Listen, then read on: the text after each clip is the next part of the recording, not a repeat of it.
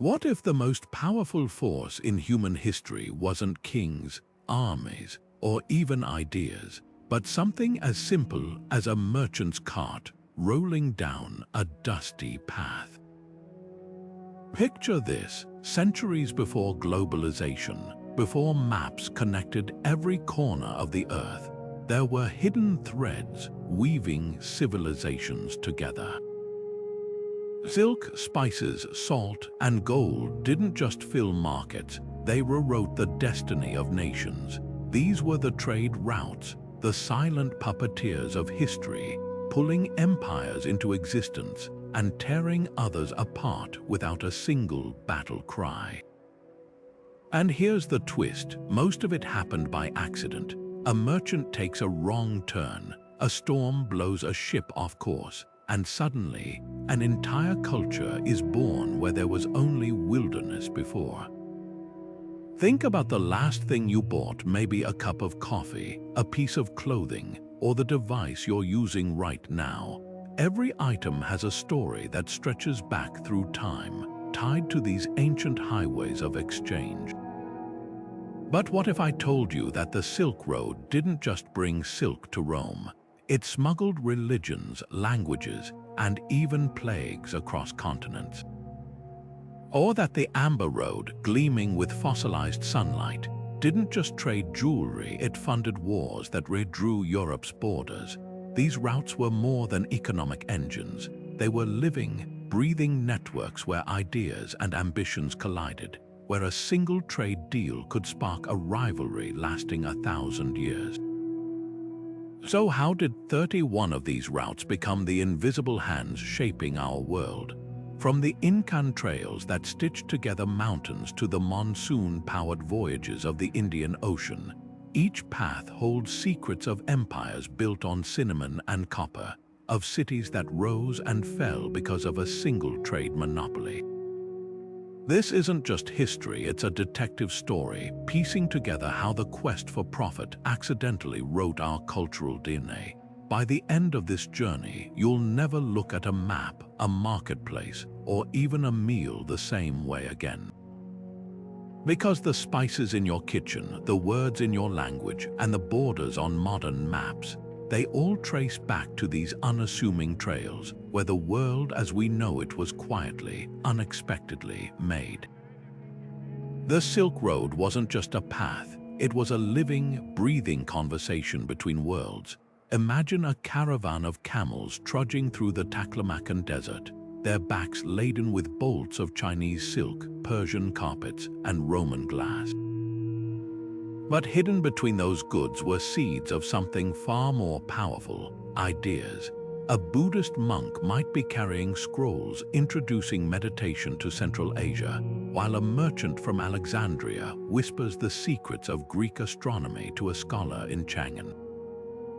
This was globalization before the word existed, a slow-motion explosion of cultures colliding and merging. What made the Silk Road revolutionary wasn't just the silk, though that luxury product became a status symbol from Rome to Constantinople, but the accidental exchanges no one planned. Paper-making, gunpowder, even the humble stirrup traveled west along these routes, changing warfare and communication forever.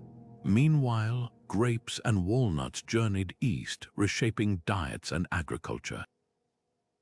The real currency here wasn't gold or silver, it was knowledge. A single map traded in a Samarkand bazaar could inspire new voyages, while a forgotten medical text might save thousands of lives centuries later. But with great connection came great tension.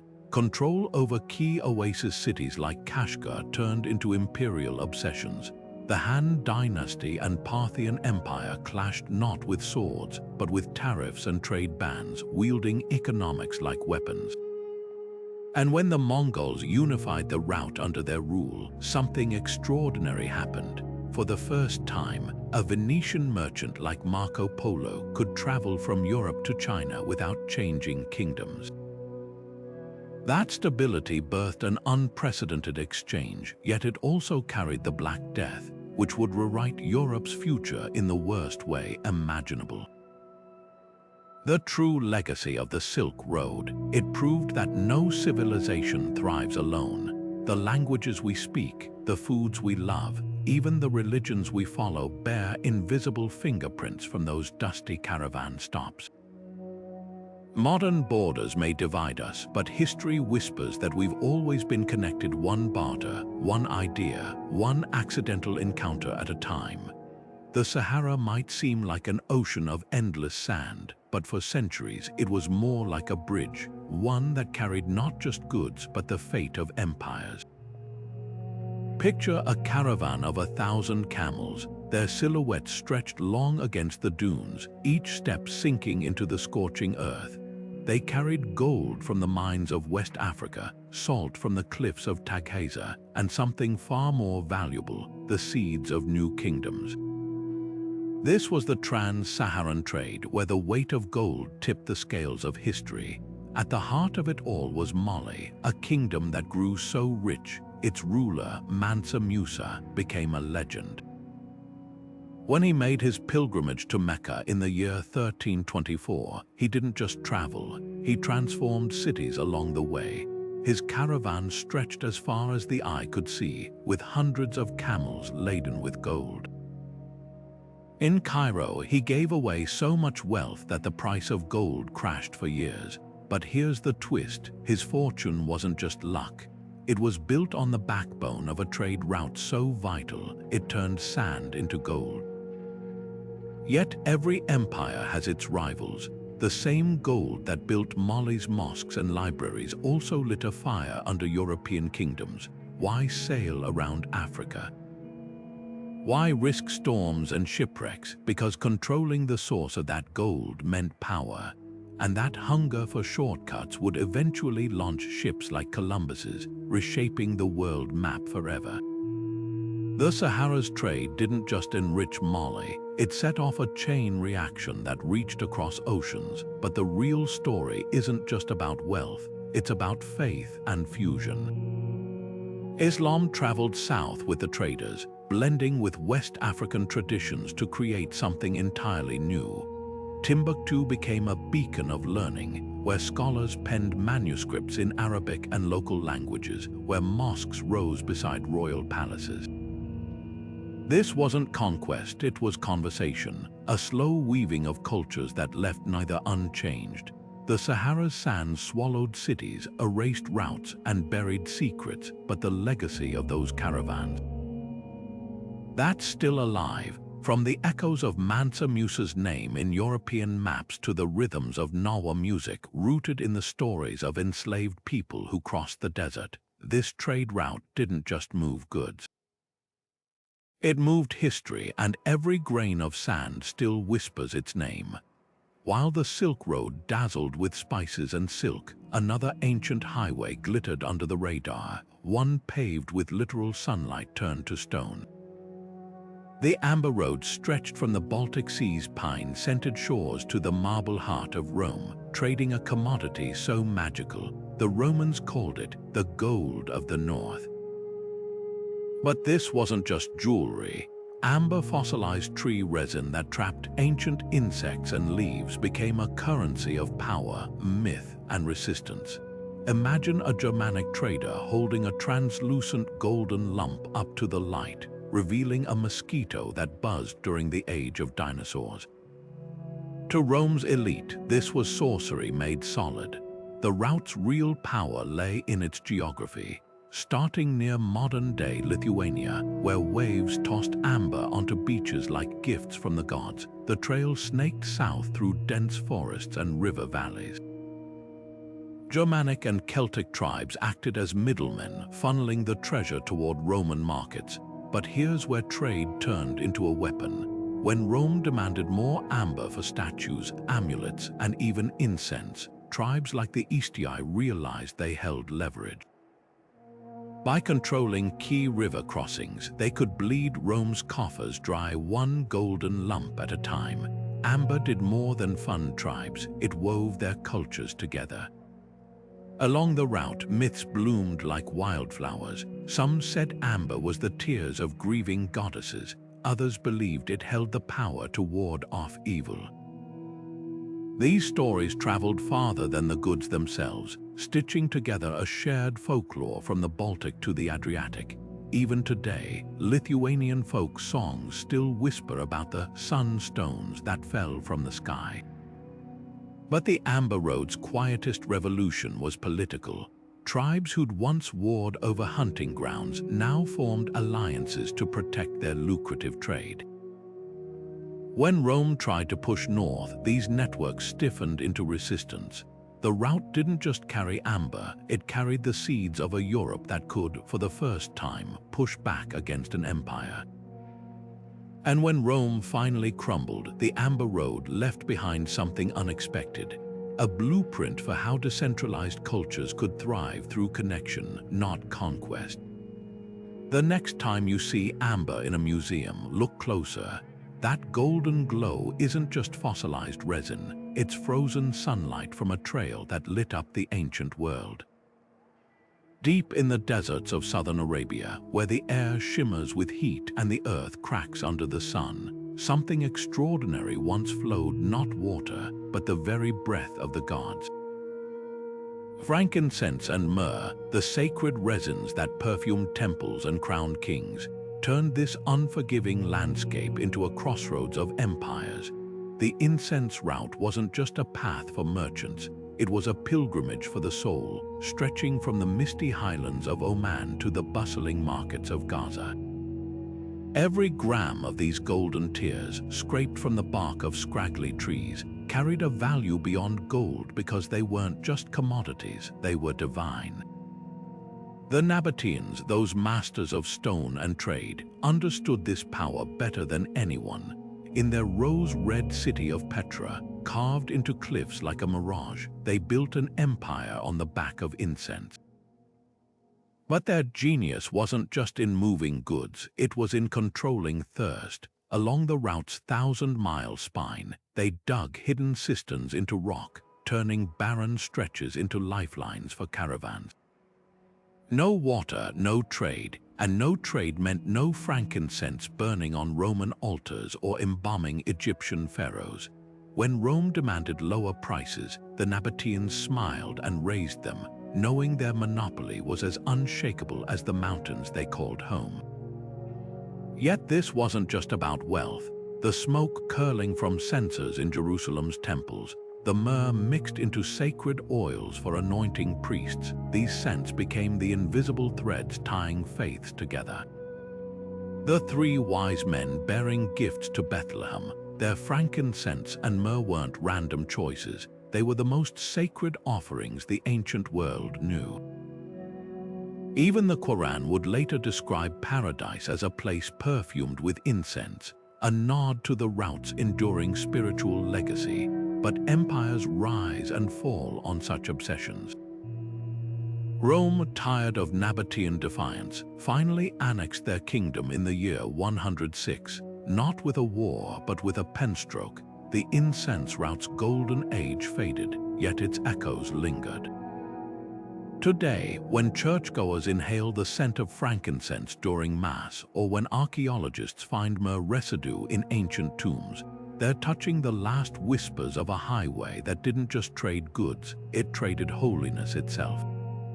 The desert winds may have erased the camel tracks, but the world still breathes in the memory of Arabia's perfumed empire. High in the Himalayas, where the air grows thin and the paths cling to cliffs like frozen threads, there moved a caravan unlike any other. Not gold or silk filled their packs, but bricks of tea compressed, fermented, and more precious than either.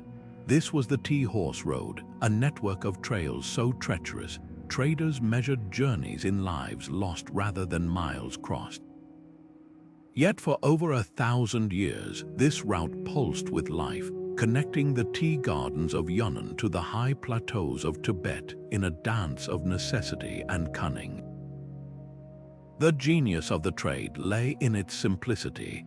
China craved the sturdy warhorses bred on Tibet's windswept plains, animals strong enough to carry armored soldiers into battle. Tibet, meanwhile, hungered for tea, not just any tea, but the dark, fermented pu'er that could withstand months on the trail, and more importantly, counteract the rich fats of a yak-based diet. What began as barter became a geopolitical chess game. During the Tang Dynasty, officials discovered that withholding tea shipments could cripple Tibetan morale, while Tibetan leaders realized their horses were the leverage to extract better terms. Tea wasn't just a drink, it was a weapon, a peace offering, and a cultural bridge rolled into one. The real alchemy happened in the mountains themselves. To navigate passes where oxygen dwindled and blizzards struck without warning, the tea horse road birthed a new breed of trader, the Ma Bang. These were men and women who spoke Mandarin and Tibetan in the same breath, who blended Buddhist mantras with folk songs about faraway tea forests. At way stations carved into rock faces, they shared stories over butter tea, creating a pidgin language that still echoes in border dialects today. Even the pack animals evolved. Tibetan ponies, sure-footed and hardy, carried tea bricks southwest, while Yunnan mules hauled salt and hides back east. But the route's greatest legacy might be how it reshaped empires. When the Song dynasty lost northern China to invaders in the 12th century, the tea horse road became their lifeline, the only source of war horses left. Taxes were paid in tea bricks, and entire military campaigns hinged on securing caravan routes. Meanwhile, Tibetan monasteries grew fat on the trade, using their cut to fund sprawling libraries and towering stupas. The road didn't just move goods, it bankrolled civilizations. Today, fragments of the tea horse road survive not in treaties or history books, but in the clink of teacups. The butter tea sipped in Lhasa cafes, the pearl cakes aged in Yunnan cellars, even the genetic markers of Himalayan mules. They're all living fossils of a time when empires rose and fell on the back of a tea leaf. Next time you steep a cup, remember, those humble leaves once held the power to start wars, broker peace, and stitch together a world divided by the roof of the earth. In the kitchens of medieval Europe, a pinch of pepper carried more intrigue than a king's ransom. While modern grocery shelves overflow with spices, 600 years ago, a single sack of cloves could buy a mansion, and nutmeg was so rare, nobles wore it around their necks as jewelry. This wasn't just culinary preference, it was an addiction that would redraw the world map. The spice routes, that tangled web of sea lanes connecting Europe to the Moluccas, weren't about flavor. They were about power, prestige, and the desperate lengths empires would go to possess it.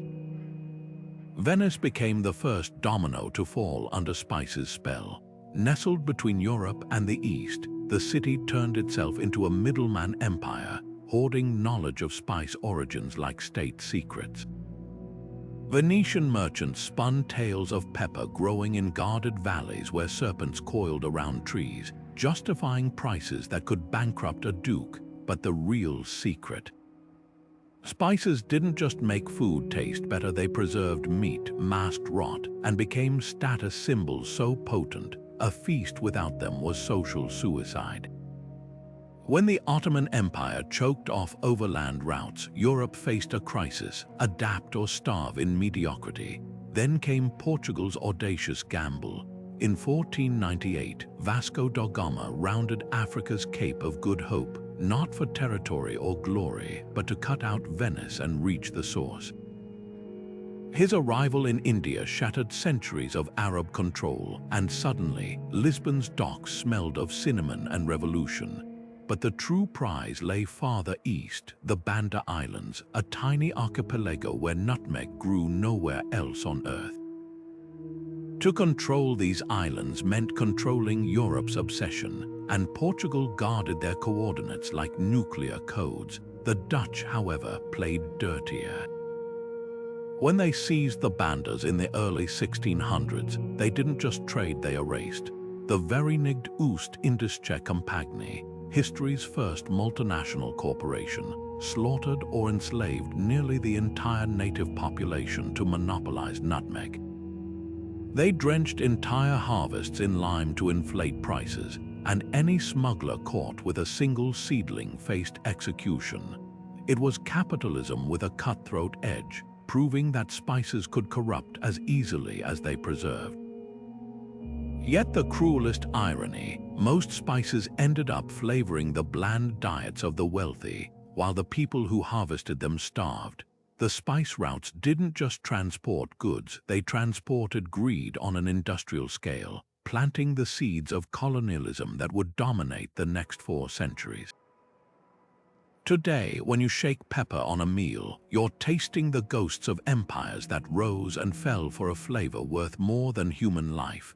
The Moluccas may now be a quiet backwater, but the world they created through blood, betrayal, and the relentless pursuit of a tastier dinner still lingers on every tongue.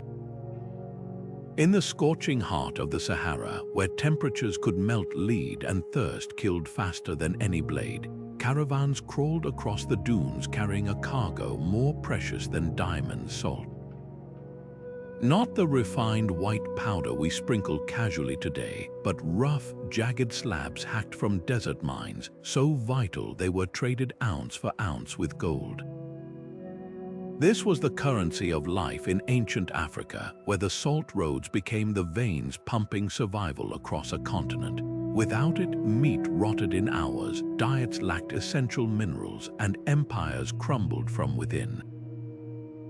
The real power lay in geography. In places like Taghaza, a cursed town built entirely from salt blocks where miners worked under whips in 120-degree heat, the earth itself was currency. North African merchants braved bandits and sandstorms to haul these salt slabs south to kingdoms like Ghana and Mali, where gold flowed like water but salt was rarer than mercy. The exchange rates tell the story. In some markets, a single pound of salt could buy a pound of gold, while in the forests south of the Sahara, communities without access to mines would trade enslaved people for palm-sized chunks. Salt didn't just preserve food, it preserved power. Timbuktu, that legendary city of scholars and sultans, owed its rise to this trade. At the crossroads of the salt roads and the gold fields, it became a nexus where Arab mathematicians debated with Songhai poets under roofs funded by salt tariffs. But the trade's darker currents ran just as deep. When Moroccan invaders sacked Timbuktu in 1591, they weren't just looting libraries, they were seizing control of the salt-gold pipeline that bankrolled the Songhai Empire. Salt made kings and salt broke them, yet amidst the greed, something beautiful crystallized. Along the salt roads, Islamic calligraphy blended with West African geometric patterns in manuscripts. The Tuareg, those blue-robed lords of the desert, became the middlemen of ideas as much as goods, carrying not just salt but Sufi poetry and legal treatises between worlds. Even today, the legacy lingers in Mali's salt festivals, where descendants of traders reenact ancient bargaining rituals, or in the way North African Tajins still share spices with Sahelian stews. The salt roads proved a brutal truth. In a world without refrigeration, control of preservation meant control of destiny. Those white slabs were more than seasoning, they were the frozen tears of the earth, wept into the hands of empires. When you next shake salt onto your meal, remember, that humble crystal once built universities, funded invasions, and decided who thrived and who vanished into the dunes. Imagine a highway so efficient, a message could cross an empire faster than a galloping horse, because that's exactly what it was. The Royal Road, stretching 1,500 miles from the glittering capital of Susa to the Aegean coast, wasn't just pavement, it was Persia's beating heart. Built by Darius the Great in the 5th century BC, this wasn't about moving merchants or spices, it was about control. With relay stations spaced a day's ride apart, where fresh horses and riders stood ready, the Achaemenid Empire could send orders from palace to province in under a week. For perspective, that's like sending a letter from New York to Los Angeles in the time it takes to binge a TV series. But speed wasn't the real innovation, standardization was. Darius didn't just build a road, he built a system. Uniform bridges spanned rivers, way stations stocked identical supplies, and official arrow messengers wore distinct uniforms to bypass tolls. This was ancient logistics perfected, turning a patchwork of conquered lands into a cohesive empire. Need to quash a rebellion in Egypt. A message could race there before rumors of unrest even reached the local governor. The Royal Road didn't just connect places, it dissolved distance, making Persia the first truly centralized superpower. Yet every strength hides a vulnerability. That same efficiency made Persia fatally tempting to a young Macedonian king named Alexander. When he smashed Darius III's armies at Gaugamela, he didn't just seize territory, he hijacked the Royal Road. Suddenly, the empire's own nervous system became its Achilles heel, as Alexander's troops used Persian infrastructure to outmaneuver Persian defenders. The road that had unified an empire now delivered its conqueror straight to the throne. The Royal Road's legacy outlasted Persia's fall. Rome would later mimic its relay stations for the Cursus Publicus, and even the Pony Express owed it a debt. But perhaps its most enduring lesson was this: infrastructure isn't just about bricks and dirt. It's about the flow of power, who controls it, who exploits it, and how quickly the tides of history can turn when the road built for empire becomes the path to its ruin. Today, as satellites zip messages across continents in seconds, we're still living in the world the Royal Road dreamed into existence, where distance is just a problem to be engineered away. The frozen rivers of Eastern Europe might seem like unlikely highways, but for the Vikings, they were golden avenues to empires. Picture a longship not cresting ocean waves, but gliding silently down the Dnieper River, its hull laden with amber, furs, and chains of silver dirhams from Baghdad. This was the Varangian route, where Norse adventurers traded their axes for scales and became the unlikely architects of a new world order. What began as raids on Slavic villages evolved into something far more enduring: the Kievan Rus.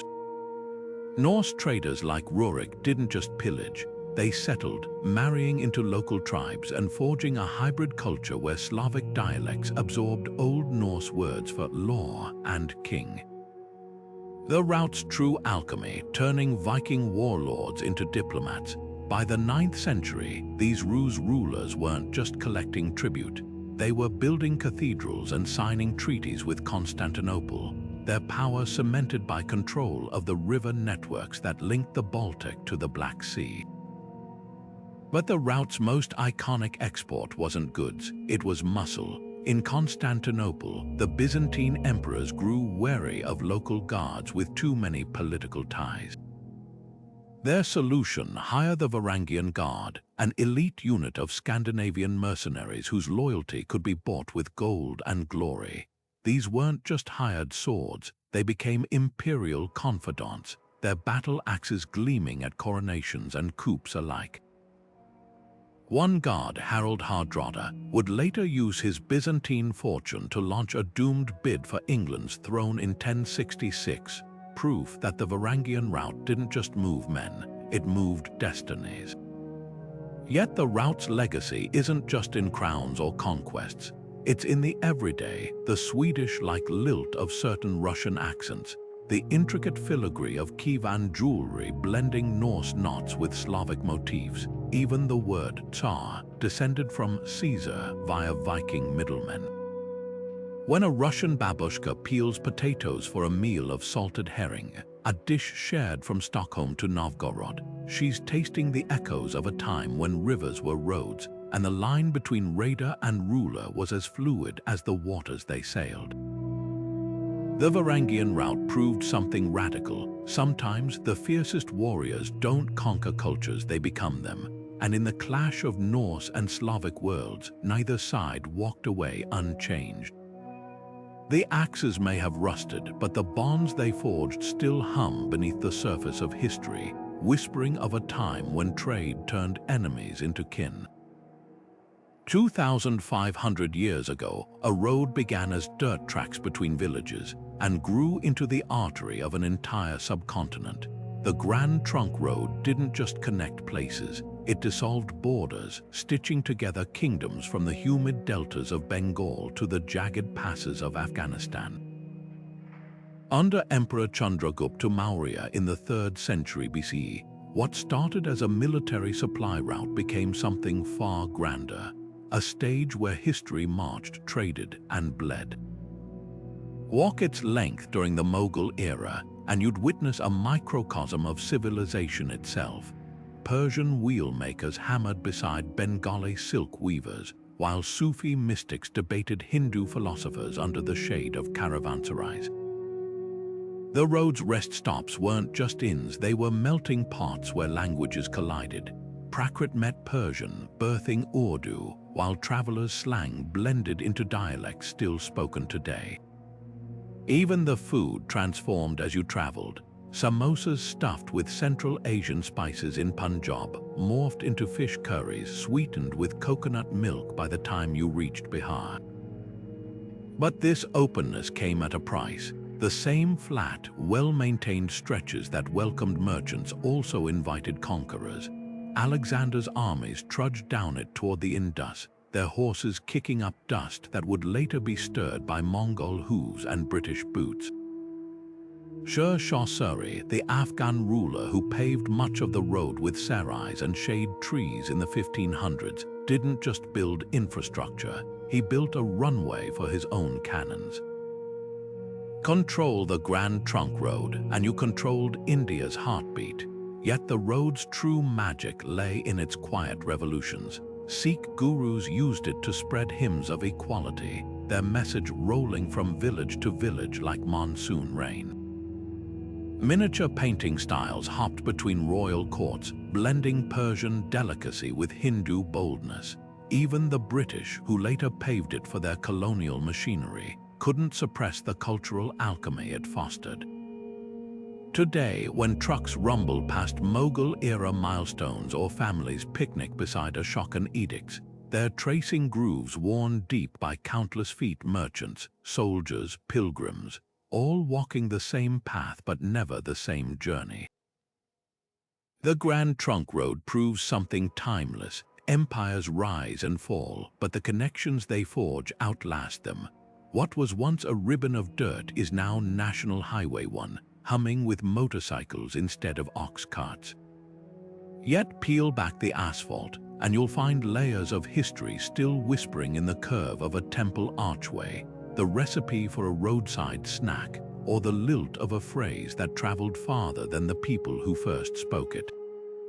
The Mississippi River didn't just carve through the heart of North America, it wove together a tapestry of civilizations long before European sails dotted the horizon. Picture this, a dugout canoe gliding southward at dawn, its hull packed with Great Lakes copper, while another paddles north from the Gulf Coast, brimming with conch shells that glowed like sunrise. This was the Mississippi Trade Network, a bustling aquatic highway where goods, rituals, and even languages flowed as freely as the current. At its peak around the year 1000, it turned Cahokia, a city of towering earthen mounds near modern-day St. Louis, into the Manhattan of its time, where traders bartered in the shadow of Monk's Mound, a structure taller than the pyramids of Giza. What made this network revolutionary wasn't just the exchange of objects, but the invisible threads it spun between cultures.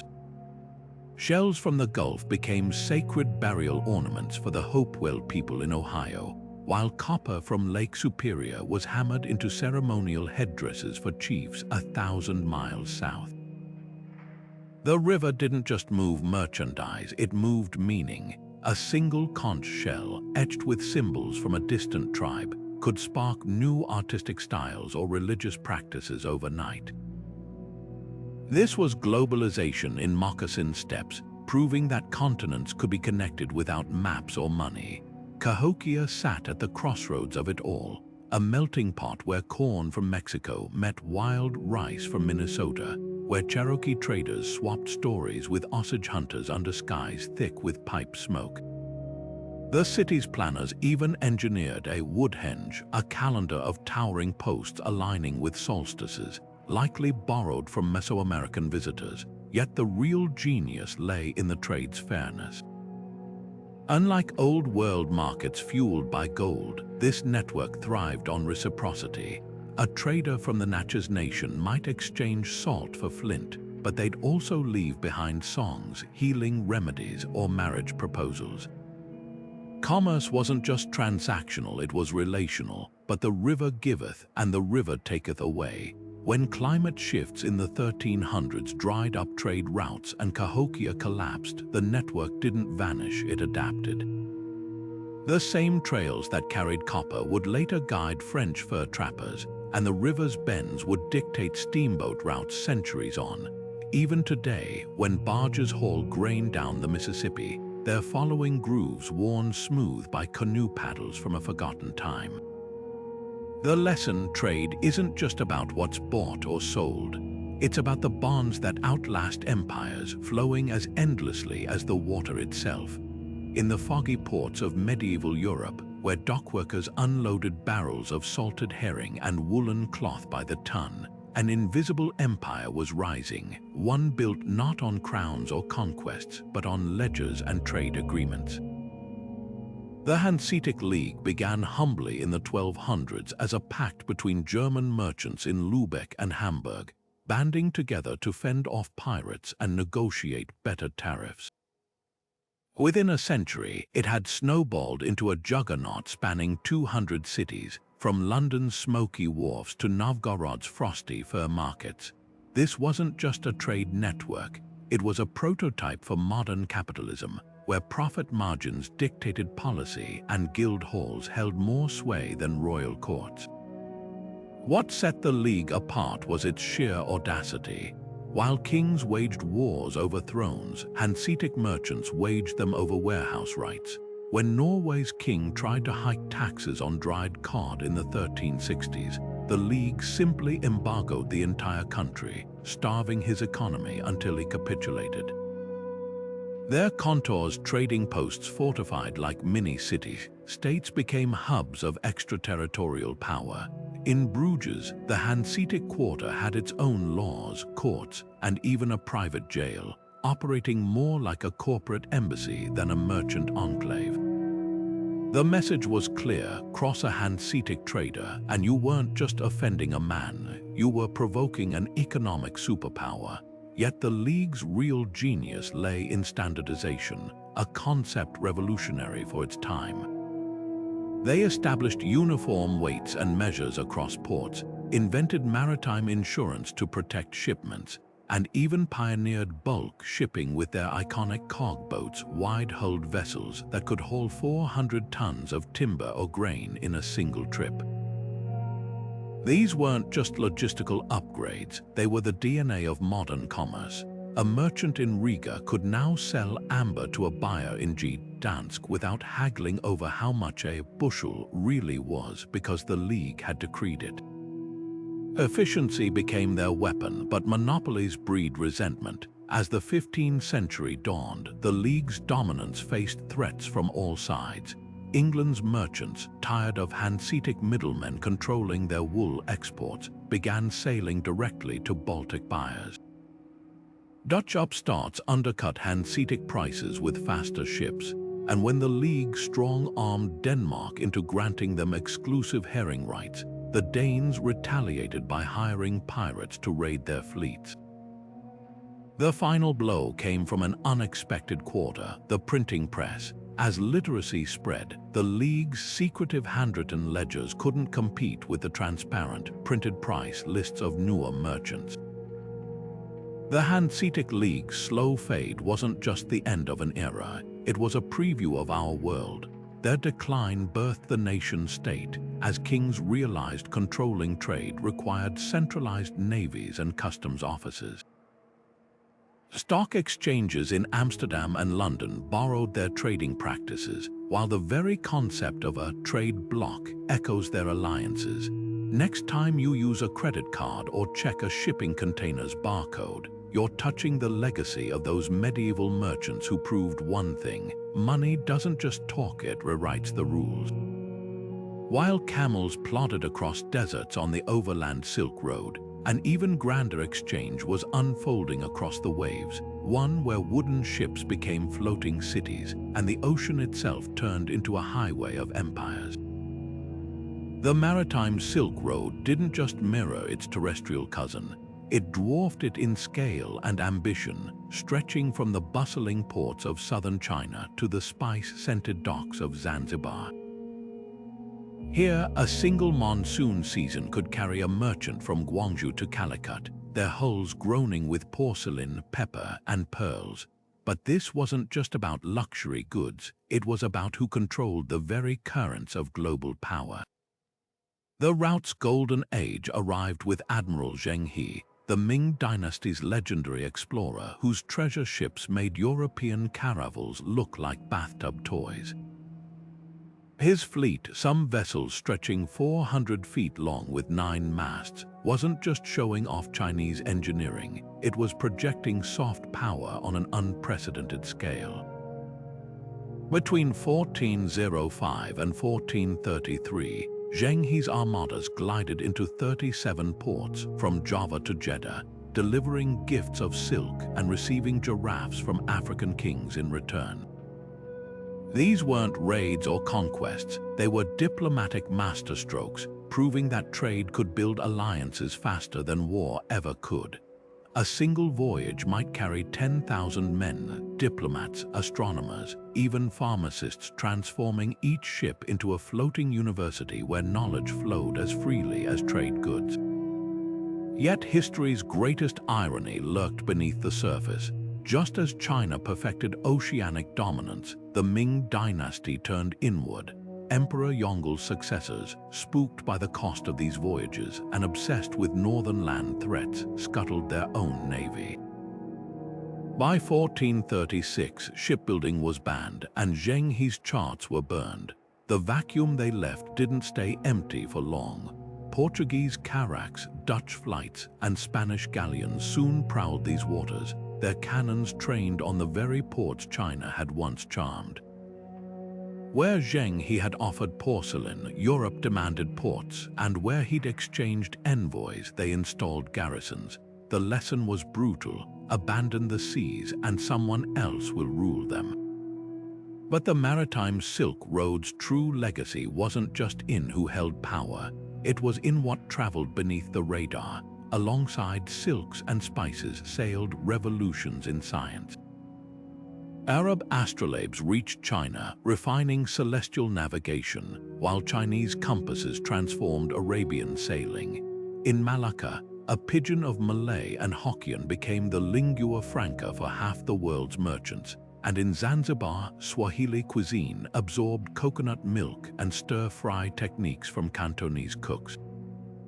Even religions hitched rides. Muslim traders built the first mosques in coastal China, while Buddhist statuary from Sri Lanka found its way onto Javanese temple walls. The ocean's greatest trick, it erased borders. A shipwreck discovered off Belitung Island revealed a 9th century Arab how carrying 60,000 Tang Dynasty artifacts proof that globalization didn't wait for the internet or even the printing press. When you sip tea sweetened with Indonesian palm sugar from a porcelain cup today, you're tasting the echoes of a network that proved one thing: water doesn't divide civilizations. It connects them, sometimes gently, sometimes violently, but always indelibly. The Maritime Silk Road didn't just trade goods, it traded futures, and the world we live in is still navigating the wake it left behind.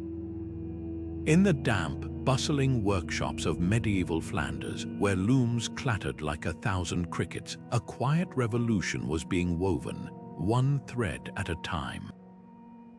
The cloth road, stretching from the wool markets of England to the dye vats of Florence, didn't just dress Europe, it bankrolled an era.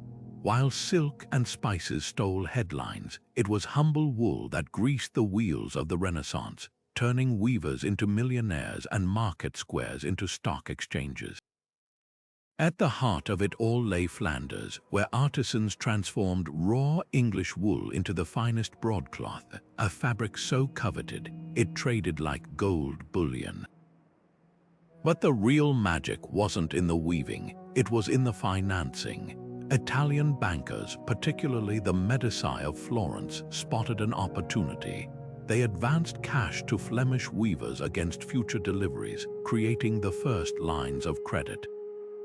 Bills of exchange, paper promises to pay across borders, replaced chests of coins, reducing the risk of highway robbery. Suddenly, a merchant in Bruges could settle a debt with a partner in Venice without a single silver penny changing hands. This wasn't just commerce, it was the birth of modern banking, where trust became as valuable as the cloth itself. Florence's rise to power was literally threaded through this system. The city's iconic red roofs, funded by wool tariffs, the Duomo's majestic dome, built on interest payments from cloth loans. Even Michelangelo's early training came via the Art della Lana, the wool guild that bankrolled the arts. But dependency cut both ways. When English kings began taxing raw wool exports to boost local weaving, Flanders' economy convulsed. The resulting wool wars saw Italian financiers back opposing factions, turning trade disputes into blood feuds. Fabric wasn't just worn, it was weaponized, yet the cloth road's deepest legacy might be in the everyday. The vibrant reds of Renaissance paintings, those came from madder roots shipped along the route. The concept of fashion seasons, born when Florentine merchants realized they could charge more for new colors each year. Even the word dollar traces back to the German thaler, a coin minted from silver earned in the cloth trade. Next time you pull on a sweater, remember, those fibers once powered empires, toppled kings, and painted the Mona Lisa's robes. The loom's whisper was mightier than the sword's clash, and the world's first fortunes weren't dug from mines but spun from sheep's fleece. Beneath the snow-capped Kunlun Mountains, where rivers run milky with crushed stone, miners waded into icy waters searching not for gold, but for something far more sacred, Nephrite jade, the stone of heaven. To ancient China, jade wasn't merely a gem. It was the physical embodiment of virtue, immortality, and cosmic harmony. While the Silk Road carried silk and spices, the lesser-known Jade Road quietly funneled this mystical stone from the remote mines of cotton into the palaces of emperors, where it shaped dynasties and defined an entire civilization's soul. The journey began in the Taklamakan Desert's western rim, where cotton's rivers coughed up jade pebbles so flawless they rang like chimes when struck. Chinese emissaries braved bandits and blizzards to secure this treasure, paying in bolts of silk so fine they could be pulled through a ring. But jade's value went beyond aesthetics. Carved into by discs and Kong tubes, it became ritual objects linking heaven and earth, buried with nobles to guide their souls, or placed in temples to commune with deities. A single jade burial suit, stitched with gold thread for a Han Dynasty prince, required 11,000 hours of labor. This wasn't commerce, it was theology with a price tag. Control of cotton turned bloody as empires clashed over the mines. When the Tang Dynasty lost the region to Tibetan warriors in the 8th century, it wasn't just territory at stake, it was their spiritual supply line. Emperors launched expeditions to reclaim the sacred stone, blending military campaigns with pilgrimages. Even Genghis Khan, who cared little for finery, recognized jade's political power, taxing caravans heavily as they crossed his lands. The stone's green veins became the lifeblood of legitimacy. No ruler could claim the mandate of heaven without it. Yet the Jade Roads' true alchemy happened in the workshops of Suzhou, where artisans transformed rough boulders into art. Using nothing but sand and bamboo drills, they spent years carving a single piece, believing jade absorbed the carver's spirit. A master might ruin 30 blocks before achieving one perfect dragon pendant, its curves echoing the Taoist balance of yin and yang. These objects didn't just adorn palaces, they dictated taste. When King Dynasty Emperor Qianlong penned poems praising cotton jade's mutton fat glow, demand spiked so high that smugglers risked execution to satisfy it. Today, jade's magic still lingers. Auction houses sell Ming-era pendants for millions, while modern miners in Myanmar wield dynamite instead of chisels. But walk through Beijing's Forbidden City, and you'll see the stone's enduring power jade seals that stamped imperial decrees, jadeite cabbages symbolizing fertility, even jade burial plugs meant to preserve corpses for eternity. The Jade Road proved something profound. Trade isn't just about what's exchanged, but what's believed. A stone carved 5,000 years ago still whispers that beauty and faith are the most enduring currencies of all. Long before iron swords clashed on battlefields, an orange-red metal quietly rewrote the rules of power copper. Across the shimmering Mediterranean, ships laden with Cypriot copper ingots shaped like ox hides carved the first true global trade network, linking mines to mighty empires in a web of molten ambition. This wasn't just commerce, it was the lifeblood of the Bronze Age, where a civilization's might was measured not in land or armies, but in access to the alloy that built the world, bronze. Cyprus, an island smaller than Vermont, became the Saudi Arabia of its era.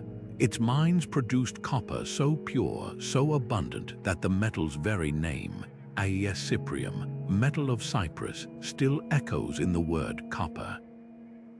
But raw ore was only half the equation. To forge bronze, smiths needed tin, a rare mineral hauled from as far as Afghanistan and Cornwall. The meeting of these two metals didn't just create tools, it birthed an interdependency more fragile than any empire.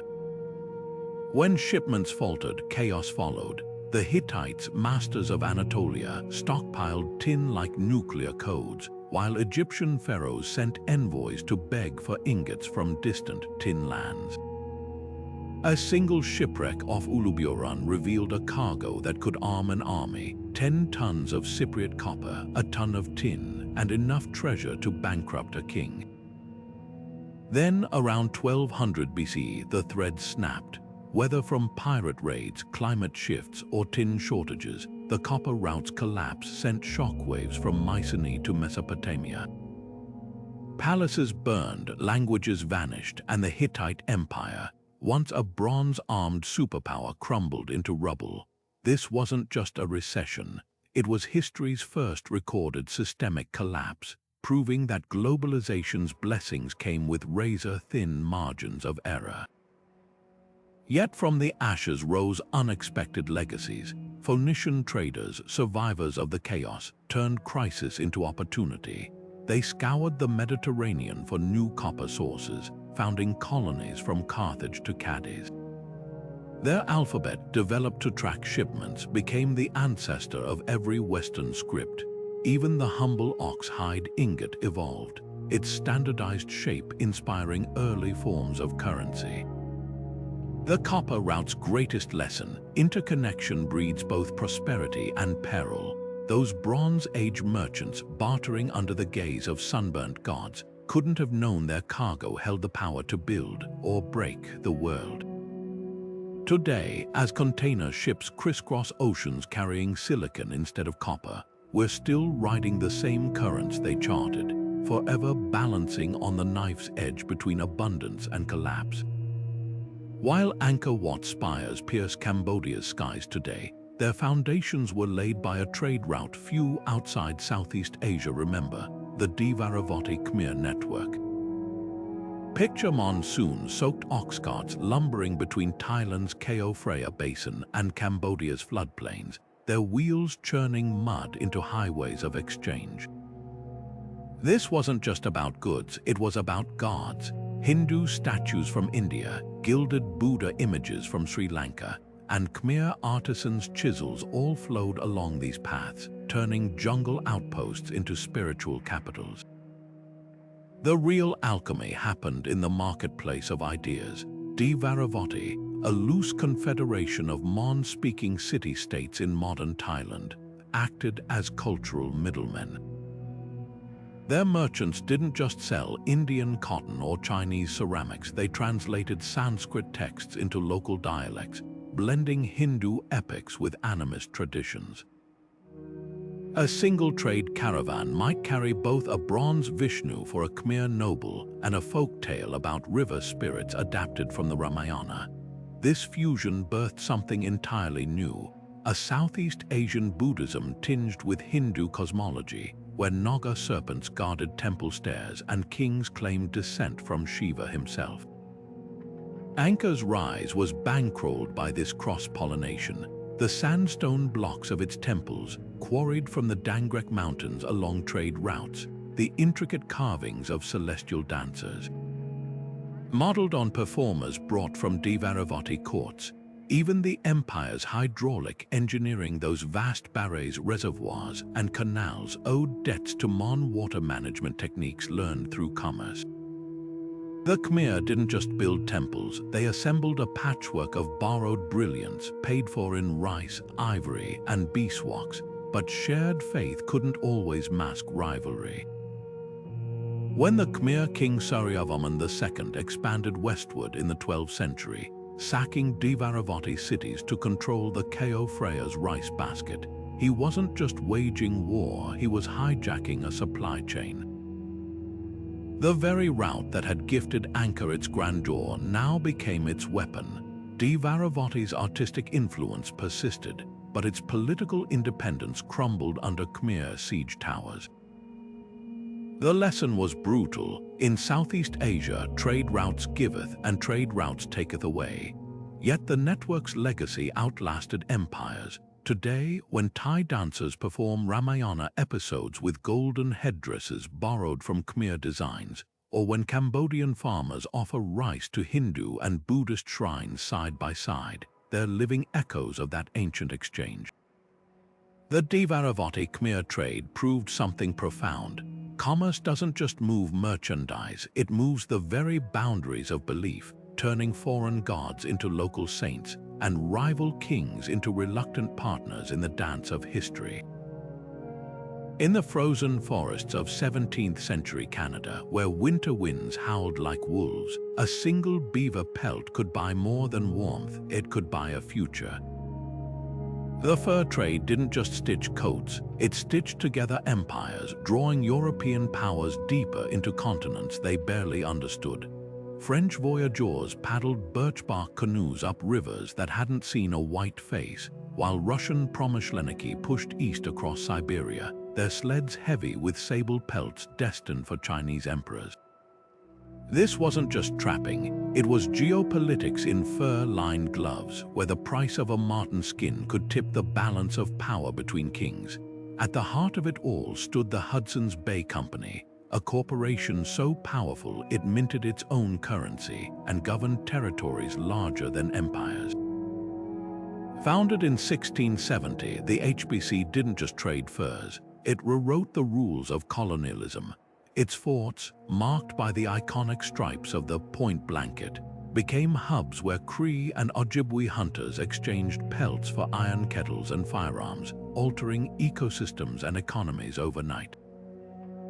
The company's ledger books recorded more than sales. They mapped a new world order where beaver dams in Manitoba influenced fashion trends in Paris and London. Yet the trade's darkest currents ran beneath the surface. Indigenous nations from the Micmac to the Dene found themselves caught in a brutal calculus. Some, like the Métis, thrived as cultural middlemen, blending European and native traditions into a vibrant new identity. Others faced devastation, communities ravaged by disease, forests emptied by overhunting, and ancestral lands carved up by treaties no one fully understood. The very languages spoken around trading posts morphed, as Algonquian words like moose and totem seeped into English, while French traders adopted snowshoe techniques perfected over millennia. The fur trade's legacy is a study in contradictions. It funded the explorations of Alexander Mackenzie and the art of Rembrandt, who painted wealthy merchants in lush fur collars. It sparked wars between Britain and France, their battles fought over trading posts with names like Fort Niagara and Fort Duquesne. And when silk hats replaced beaver felt in European fashion, the trade collapsed overnight, leaving ghost towns where bustling forts once stood. Today, the echoes linger. The Canadian dollar features a voyageur's canoe, a silent nod to the pelts that built a nation. In Siberia, the sable still adorns the crest of Novosibirsk, a reminder of the fur that funded Russia's eastward march. And in museums, glass cases display embroidered moccasins and brass trade bells, artifacts of an era when the quest for warmth reshaped the world, one pelt at a time. The fur trade proved something unsettling. Sometimes the softest commodities hide the hardest histories. In the shadow of the Andes, where the air thins to a gasp, miners clawed at a mountain that wasn't a mountain at all: Cerro Rico, the rich hill. This was Potosi, a silver-laden monster that bankrolled an empire and haunted its conscience. By the 1550s, Spanish galleons were hauling this white metal across the Pacific to Manila, where it bought silks and spices bound for Europe. But here's the twist. That silver didn't just fill treasure chests, it became the world's first true global currency, stitching together economies from Mexico to Macau in a web of shimmering dependency. The Spanish peso, stamped with pillars and crowns, was the Visa card of its day. In Manila's markets, Chinese merchants weighed these coins to price Ming porcelain, while Dutch traders in Amsterdam used them to settle debts. Even Japan, swimming in its own silver from mines like Iwami Jinzen, couldn't resist the peso's pull. For the first time in history, a peasant in Peru could dig ore that would end up as a dowry in Canton or a bribe in Constantinople. Money had gone viral, and Spain was its patient zero. Yet abundance bred recklessness. Flooded with silver, Spain's kings spent like there was no tomorrow, building armadas, waging wars, and inflating prices across Europe. A loaf of bread in Seville cost 6 times what it had a century earlier, while Spanish nobles scoffed at farming or industry, preferring to live off colonial loot. The more silver gushed from Potosi's veins, the lazier Spain's economy grew. Meanwhile, England and Holland, starved of easy riches, innovated: banks, joint stock companies, textile mills. Silver wasn't just wealth, it was a narcotic, and Spain was overdosing. The real tragedy unfolded underground. Cerro Rico's tunnels swallowed generations of indigenous and enslaved miners, their lungs blackened by mercury used to refine ore. A Spanish priest wrote that the mountain eats men, yet the crown kept demanding more. By the time Potosi's silver slowed in the 1700s, Spain was a hollow giant, its golden age built on a pyramid of human suffering and economic myopia. The Silver Road's legacy, a paradox. It birthed globalization but exposed its fragility. It made Spain mighty but brittle. And in Manila's markets, where Mexican pesos still turn up in archaeological digs, we're reminded that the first world currency wasn't just a tool, it was a mirror, reflecting the best and worst of what happens when money becomes more than metal. The Atlantic Ocean carried more than salt and storms. It bore the weight of human suffering on a scale the world had never seen. Between the 1500s and 1800s, over 12 million Africans were torn from their homes, packed into ships like cargo, and sold across the Americas. This wasn't trade, it was theft disguised as commerce, where lives were bartered for sugar, tobacco, and cotton. But the real horror wasn't just the numbers, it was the system's cold efficiency. Portuguese, Dutch, British, and French merchants turned human beings into ledger entries, insuring slaves against damage like barrels of molasses, while auction houses in Charleston and Rio de Janeiro priced laborers by muscle and tooth. The trade's brutality was matched only by its economic impact. African kingdoms like Dahomey and the Ashanti grew powerful, selling captives from rival tribes, their kings growing rich on European guns and textiles. Meanwhile, plantation economies from Virginia to Venezuela were built entirely on forced labor. A single sugar island like Barbados could generate more wealth for England than all its North American colonies combined, but every ton of crystallized sweetness came at the cost of human agony. The math was grotesquely simple. The more brutal the conditions, the higher the profits. Enslaved people were worked to death because buying new ones was cheaper than keeping them alive. Yet the slave routes left more than economic scars. They forged diasporas that reshaped cultures. In Brazil, Yoruba traditions survived in candomblé rituals, where African deities were worshipped under Catholic saints' names. In Louisiana, Creole cuisine blended West African okra with French roux and Native American filet. Even music transformed. The banjo, derived from African lutes, became the backbone of American folk, while Cuban son and Haitian vodou drums carried rhythms stolen from Dahomey and Congo. The trade didn't just move people, it forced worlds to collide, creating beauty from unspeakable pain. The darkest irony, the very ships that carried slaves also carried their liberation. When abolitionists like Oloda Equiano, a former slave-turned-writer, boarded vessels to testify before Parliament, they used the same maritime networks that had enslaved them. Revolts like the Haitian Uprising of 1791 proved the system's fragility as enslaved people turned their captors' weapons against them. And when Britain finally banned the trade in 1807, it wasn't morality alone that drove them, it was the rise of industrialization, where machines became cheaper than human suffering. Today, the ghost ports of the slave trade still whisper. From Ghana's Cape Coast Castle, where dungeons opened directly onto ships, to the crumbling sugar mills of Jamaica, the past isn't buried, it's etched into skin and song. The lesson here isn't just about cruelty. It's about how commerce, unchecked, can commodify anything, even a person's breath. Those 12 million souls weren't just victims. They were the unwritten architects of the modern world, their forced labor building fortunes they'd never share. When we walk past a cotton shirt or sip coffee sweetened with Caribbean sugar, we're touching the echoes of a trade that proved one terrible truth. The most profitable routes aren't always made of silk or spice. Sometimes they're paved with broken chains. The teacups of 19th century London held more than Earl Grey. They held the spoils of a war waged with smoke and addiction. While British society sipped its afternoon brew, merchants from the East India Company were flooding China with chests of Bengal opium, turning a trade imbalance into one of history's most cynical economic schemes. This wasn't just commerce, it was chemical warfare disguised as free trade, where addiction became the great equalizer in a battle between empires. The math was simple and brutal.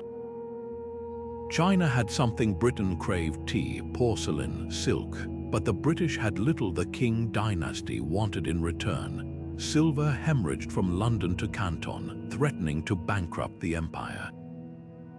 The solution: hooked China on a drug Britain controlled. By the 1830s, opium shipments to China skyrocketed from 200 to 40,000 chests annually, each one packed with enough sticky black resin to enslave thousands. The East India Company didn't just sell opium. They perfected its packaging, branding Putna and Malwa varieties like modern cigarette companies, while turning a blind eye to smugglers who bribed king officials. Commerce halls in London buzzed with talk of market expansion, But in the alleyways of Canton, addicts sold their children for another pipe. When the King-Emperor finally cracked down, destroying 20,000 chests in Canton Harbor, Britain responded not with remorse but with cannons.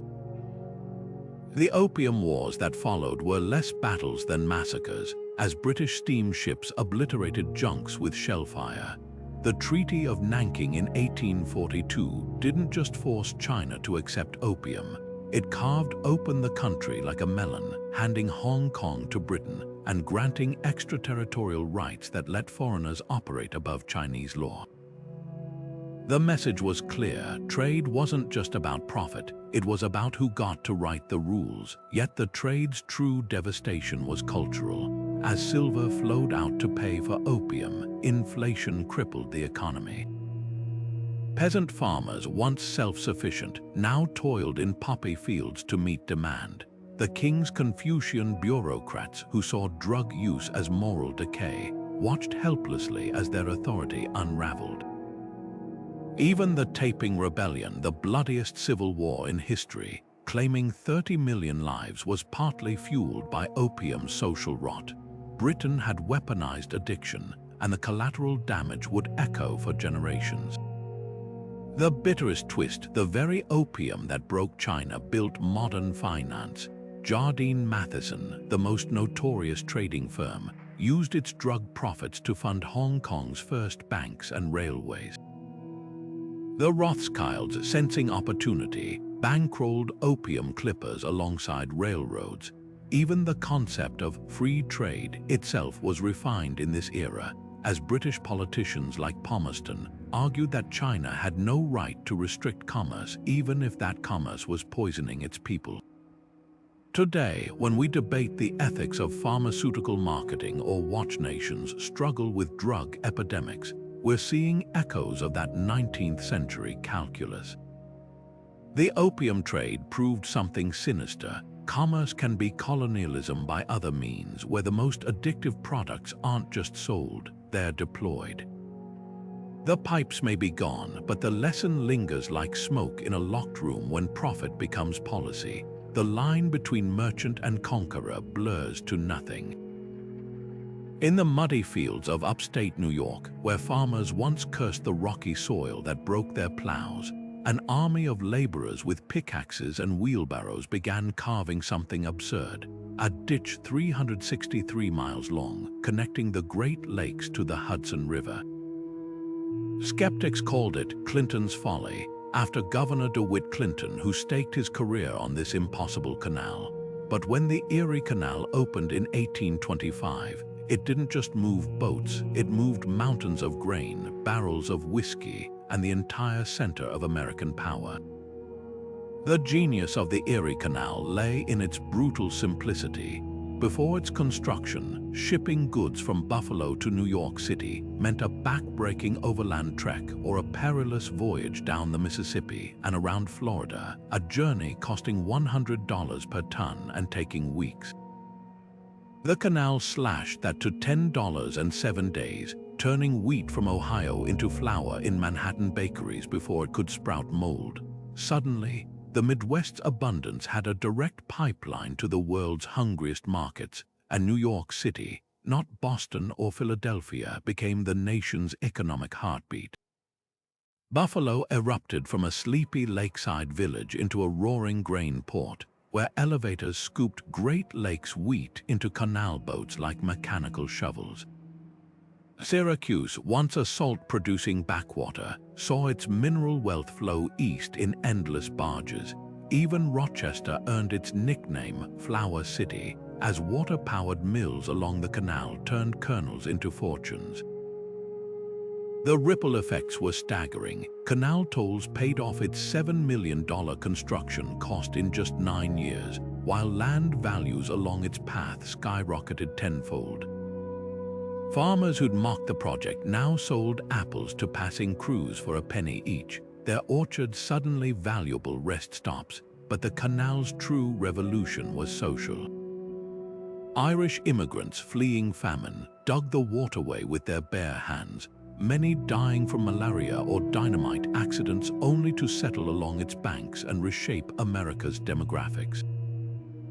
Packet boats pulled by mules at 4 miles per hour became floating classrooms where passengers debated politics and philosophy, knitting together a nation's intellectual life. The canal didn't just transport goods, it transported ideas from utopian socialism to women's suffrage, as reformers hitchhiked between towns on its slow-moving waters. Yet every triumph carried a shadow. The canal's success fueled a land rush that displaced native tribes like the Seneca, while its waters carried enslaved people north to freedom and southern cotton east to mills profiting from bondage. Even nature rebelled. Engineers hadn't anticipated how the canal's stagnant stretches would breed cholera outbreaks, turning engineering marvels into death traps during epidemics. The Erie Canal's legacy isn't just in the rusting locks still visible along Route 5. It's in the DNA of American ambition, proof that a young nation could outdig, outthink, and outwork the old world. When you swipe a credit card in Manhattan or buy bread made from Kansas wheat, you're touching the echoes of a ditch that proved one thing: geography isn't destiny. But a good shovel and a wild idea, that just might be. The desert sands of Egypt hid a secret, a shortcut that could slice months off a ship's journey and rewrite the balance of global power. The Suez Canal, a ribbon of blue water carved through the isthmus in 1869, wasn't just an engineering marvel, it was a geopolitical lightning rod. Before its existence, ships bound for India or China had to brave the treacherous Cape of Good Hope, a months-long detour that cost lives and fortunes in storms and scurvy. But with 101 miles of dredged earth, the canal turned an ocean voyage into a brisk afternoon sail, and the world's empires rushed to claim it. France's Ferdinand de Lesseps championed the project, selling shares to investors with dreams of Mediterranean tea arriving in Paris before it cooled. But Britain, watching from the sidelines, quickly grasped the canal's true value. It wasn't just a trade route, it was an empire's lifeline.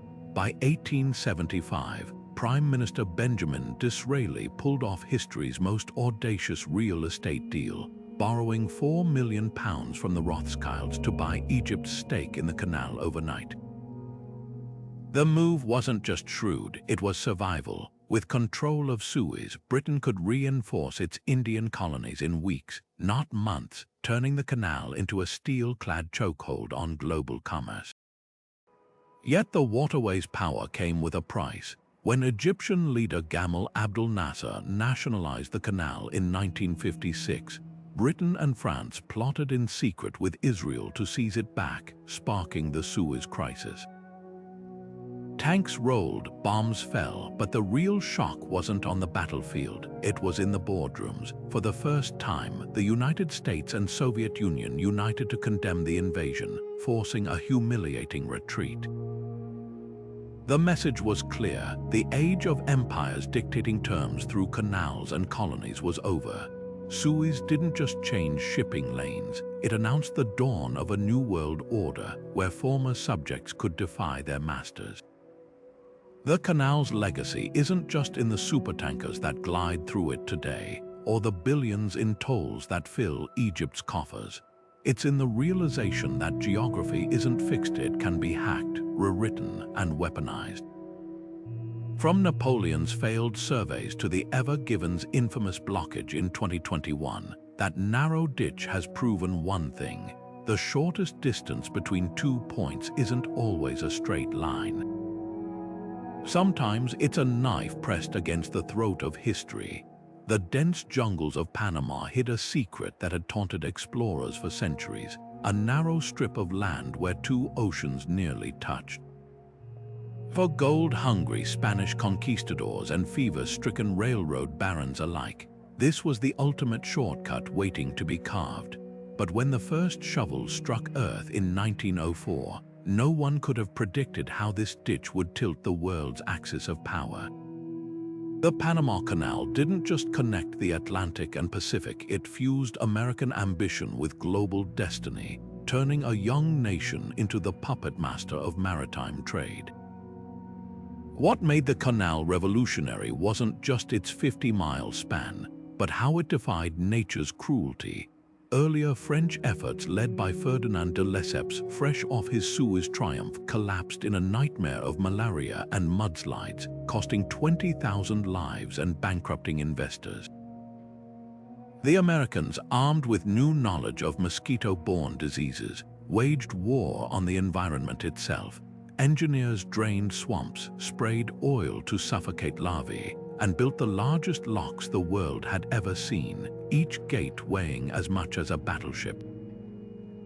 When the canal finally opened in 1914, it didn't just save ships the 8,000-mile detour around Cape Horn, it turned naval strategy on its head. A U.S. fleet could now pivot between oceans in hours, projecting power from Manila to Miami without circumnavigating the globe. Yet every triumph cast a shadow.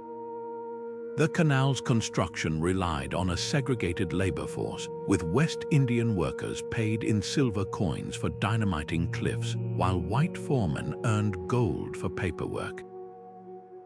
Over 5,000 laborers, mostly from Barbados and Jamaica, died from accidents or disease, their graves lining the route like unmarked mileposts.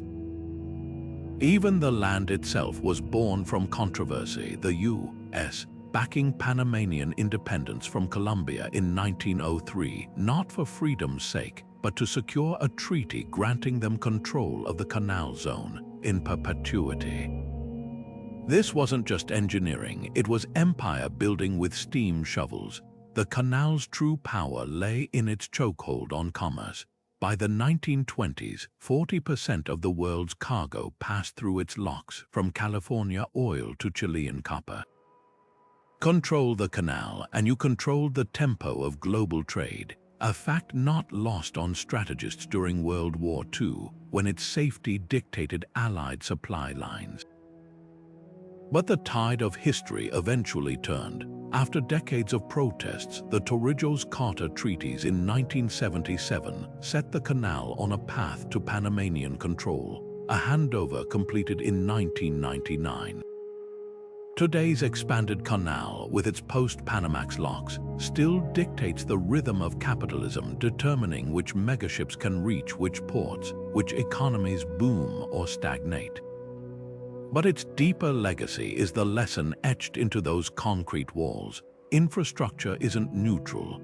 Every gallon of water that lifts a freighter through the Gatun locks carries the weight of empires risen and fallen, of lives spent like currency, and of a simple truth: sometimes the shortest distance between 2 points isn't just a line. It's a reckoning. The hammer strikes of May 10, 1869 didn't just connect two railroads at Promontory Summit. They fused America's fractured halves into a single, pulsing organism. The Transcontinental Railroad was more than steel and sweat. It was a time machine, collapsing a 6-month wagon trek into a 6-day marvel. But this iron seam stitching the continent together came at a cost no ledger could tally, weaving prosperity for some and erasure for others in its parallel tracks. For industrialists like Leland Stanford, the railroad was a golden goose. His Central Pacific crews, mostly Chinese immigrants dangling from cliffs in woven bamboo baskets, blasted through the Sierra Nevada at a cost of one worker's life per mile of track. Meanwhile, Union Pacific's Irish gangs and Civil War veterans raced westward across the plains, their progress marked by hell on wheels, towns' mobile dens of whiskey and gunfights that sprouted like weeds along the route. The government fueled this frenzy with land grants larger than New England, handing railroads checkerboard parcels every odd-numbered mile. Suddenly, tracks weren't just transport. They were real estate schemes, transforming companies into the nation's largest landowners overnight. Yet the railroad's most revolutionary impact was temporal. Before the Golden Spike, a Kansas farmer's wheat rotted before reaching eastern markets. Now, refrigerated cars carried Nebraska beef to New York tables. while Sears Roebuck catalogs delivered by rail brought Paris fashions to Dakota homesteaders. Standard time zones emerged in 1883 because noon in New York couldn't be noon in San Francisco when trains needed schedules. The railroad didn't just move goods, it synchronized a continent. But progress rolled on stolen land. The same tracks that carried homesteaders westward bisected the buffalo herds that plains tribes like the Lakota depended on. Railroad surveyors doubled as advanced scouts for the U.S. Army, their maps marking not just gradients but tribal territories to be cleared. When the Cheyenne derailed a Union Pacific train in 1867, the military responded with the Washita Massacre. The message was clear: the Iron Horse would run, even if it rode over nations. The railroad's paradox lives on in the shudder of a modern Amtrak crossing the Great Basin. Those tracks carry both the echo of immigrant laborers' ballads and the ghosts of trampled promises. The Golden Spike may have bound a nation, but the fractures it papered over still hum beneath the weight of every freight car, reminders that unity for some often means displacement for others. The true cost of stitching a continent together wasn't measured in dollars or spikes, but in the stories buried beneath the gravel beds. The Wright brothers barely imagined their rickety biplane would birth a revolution, not just in travel, but in the very rhythm of human life. When the first scheduled airmail flight took off between Washington and New York in 1918, it wasn't just letters being delivered faster, it was the dawn of a new economic era. Suddenly, the Atlantic wasn't a weeks-long gamble of storms and U-boats, it was a 30-hour hop for a Pan Am clipper loaded with diplomatic pouches and diamond merchants. By the time the jet age arrived in the 1950s, the planet had contracted in ways even Jules Verne hadn't predicted. Fresh Kenyan roses could bloom in London vases by morning, Colombian coffee could steam in Tokyo cups by dusk, and a Silicon Valley microchip could reach a Munich factory before its shipping paperwork cleared customs. But speed came with Faustian bargains. The same Boeing 707 that carried tourists to Hawaii in 1958 also carried the Asian flu, sparking a pandemic that killed over 1 million worldwide. Air routes didn't just transport goods, they became viral superhighways where diseases ignored borders as effortlessly as jet streams. When SARS jumped from Guangdong to Toronto in 2003, it didn't creep by land or sea, it rode coach class, infecting passengers 3 rows away before the in-flight movie ended. The paradox was brutal. The technology that made global commerce seamless also made global crises instantaneous. Freighters like the Boeing 7478F didn't just shrink distances, they rewrote economics. Perishables became global commodities. Chilean sea bass now swim onto Beijing plates within 36 hours of being caught, while Dutch tulips sway in Dubai hotels before their stems lose morning dew. The just-in-time supply chain, where auto plants stock only hours of inventory, relies on cargo holds full of Malaysian rubber and German ball bearings arriving like clockwork. But fragility lurked beneath this efficiency. When Iceland's Eyjafjallajökull volcano grounded European flights in 2010, Kenyan flower farms dumped 14 million unsold roses daily, Ghanaian cocoa beans molded in warehouses, and German surgeons postponed cancer operations, not for lack of skill, but because a single ash cloud severed the sky's invisible lifelines. Yet the most transformative cargo wasn't physical. The first transatlantic fiber optic cable in 1988 owed its existence to air routes engineers jetting between labs with prototype repeaters. Today's cloud computing floats on data centers built by components shuttled in pressurized holds, while vaccines like Pfizer's COVID-19 formula crisscross continents at -70 degrees Celsius, tracked by satellites and stowed in containers designed for this singular purpose. The sky became capitalism's central nervous system, where a delay at O'Hare could trigger stock dips in Frankfurt. Air trade's ultimate legacy might be how it changed our sense of place. The sushi chef in Dallas sources tuna from Tsukiji Market as routinely as his grandfather bought local catfish. A Bollywood soundtrack syncs to smartphone edits in Lagos before its Mumbai premiere. Even conflict transformed. Drones now follow ancient spice routes over the Hindu Kush, their operators sipping coffee 12 time zones away. The Wright brothers' dream didn't just conquer gravity, it dissolved it, leaving a world where distance is measured not in miles but in flight hours and fuel costs. Clouds may still look boundless, but their pathways have become as mapped and mercenary as any desert caravan trail. Beneath the ocean's surface, where once clipper ships carried tea and opium, a new kind of merchant now thrives, pulses of light racing through fiber optic cables thinner than a human hair. The digital Silk Road isn't paved with stone or sand, but with binary code, turning terabytes into the new tea leaves and data centers into the caravanserais of the 21st century. China's Belt and Road Initiative, often associated with ports and railways, has a shadow network. Undersea cables stretching from Shanghai to Mombasa, server farms in Serbia, and surveillance cameras in Ecuador, all whispering in Mandarin. This isn't just infrastructure, it's a silent coup where influence is measured in bandwidth rather than bullets. Consider the Djibouti Internet Exchange, a digital oasis where 90% of East Africa's online traffic flows through cables funded by Chinese tech giants. A single outage here could paralyze stock trades in Nairobi, disconnect classrooms in Addis Ababa, and freeze hospital records in Dar es Salaam. Unlike the ancient Silk Road's tangible goods, data moves invisibly, yet its value eclipses anything Marco Polo ever transported.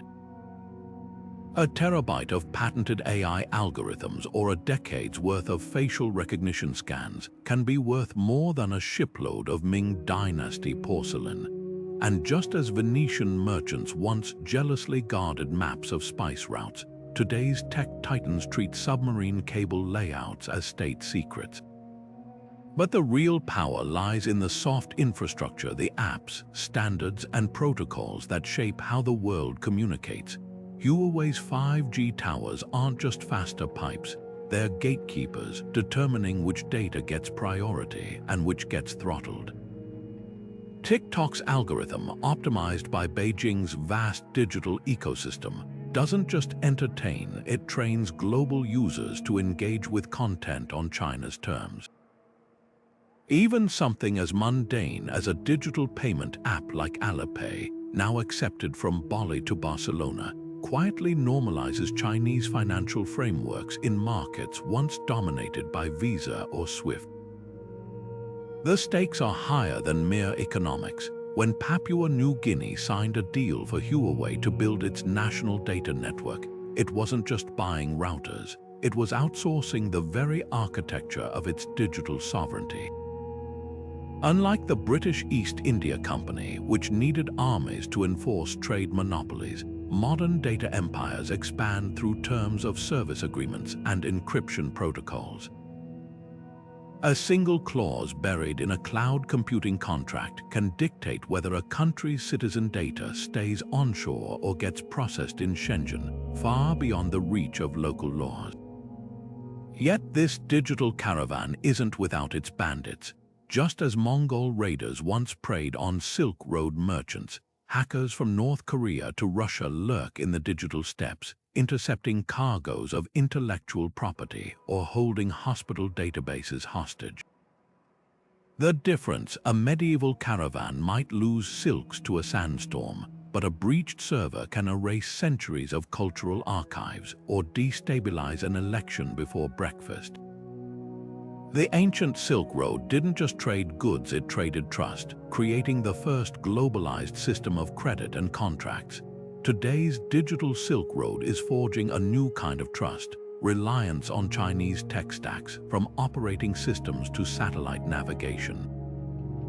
When a Cambodian farmer checks rice prices on a Xiaomi phone, or a Serbian mayor approves a smart city project using Huawei's urban AI, they're not just users, they're participants in a system where data flows eastward and power follows.